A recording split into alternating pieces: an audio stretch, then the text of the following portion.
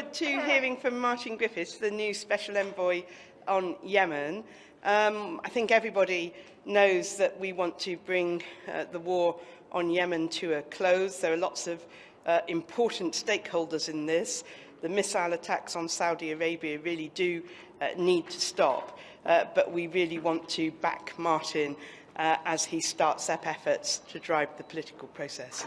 So you have two elements. Hang on, sorry.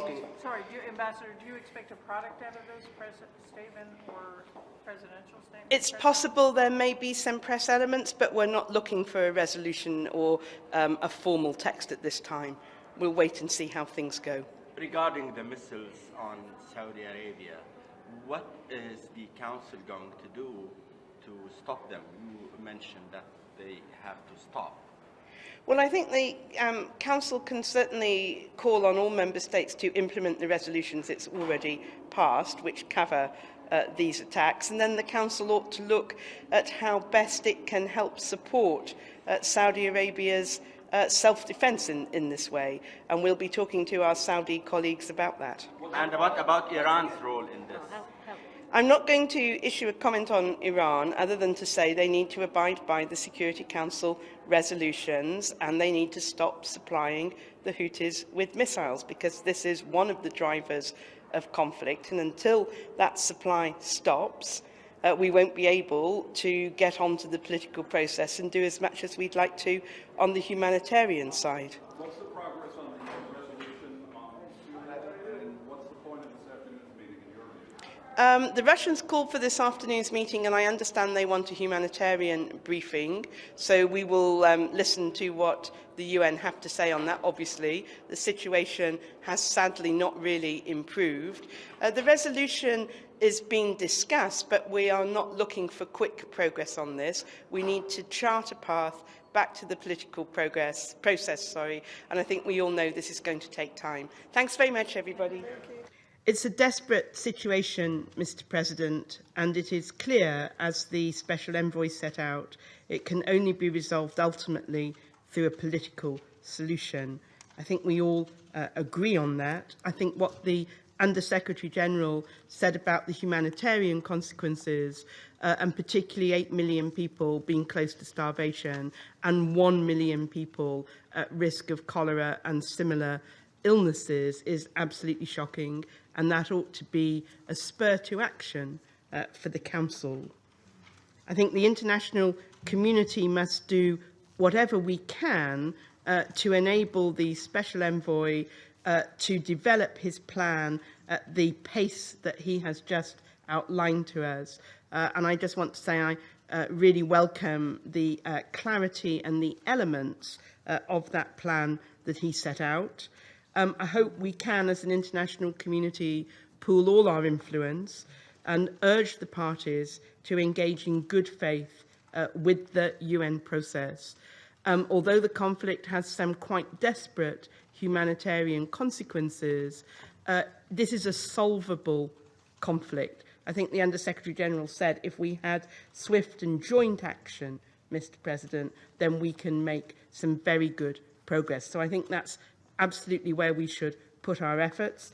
And as a Council, I hope that we can encourage people to grant full and unhindered access to Yemen for the Special Envoy, for his team, for the humanitarian actors. And in that respect, the meetings that the Envoy laid out in the region, including in Sana'a with senior Houthi leaders, are extremely welcome. I'd like, if I may, just to highlight a couple of areas for specific immediate action. The Under-Secretary-General mentioned financial pledges, and I agree the scale of the generosity from Saudi Arabia and the UAE and Kuwait are all quite remarkable.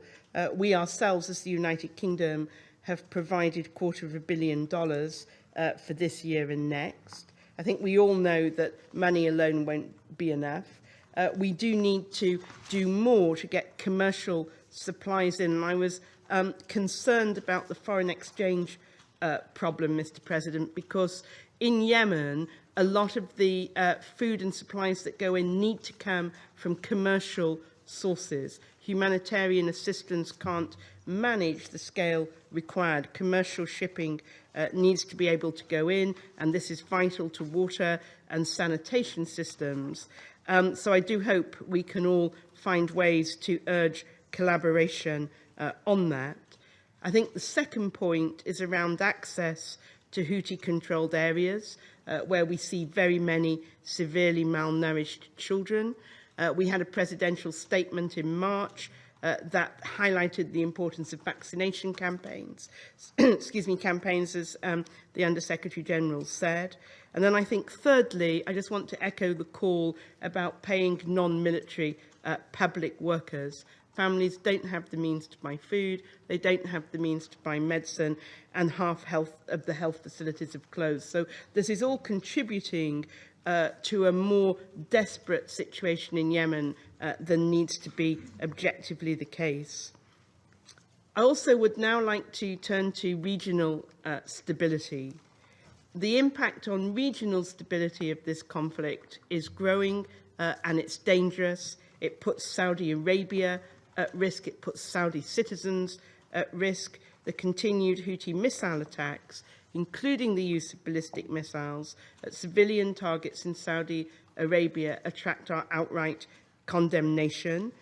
Deliberate targeting of civilian areas is abhorrent. It is against international law, against international humanitarian law. We call on all parties involved in the conflict to abide by their international humanitarian law obligations. And as the Under-Secretary General set out, this is still not being done to a sufficient degree. But I also want to stress that it really is a national security threat to Saudi Arabia, and this in turn is driving renewed conflict on the ground. So it is vital, and I hope the Council can help with this, that all Member States fully implement the arms embargo that the Council has laid down.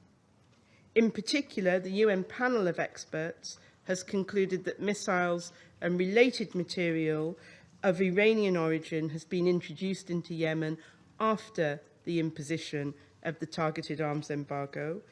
That in turn means Iran is in non-compliance with Security Council Resolution 2216.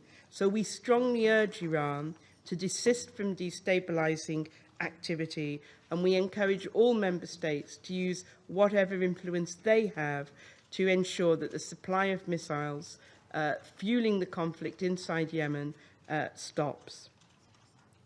Mr. President, I really do want to stress something the Special Envoy said about this being possible to make progress. We have within our grasp the ability to really do something to help bring this conflict to an end. I think that's a very important contribution that the Council can make for regional and international peace and security at a time when we see so many problems on so many other issues. So I would like to conclude, Mr. President, by urging all members of the Council really to put our shoulders to the wheel to support the UN and try and bring peace to Yemen. Thank you.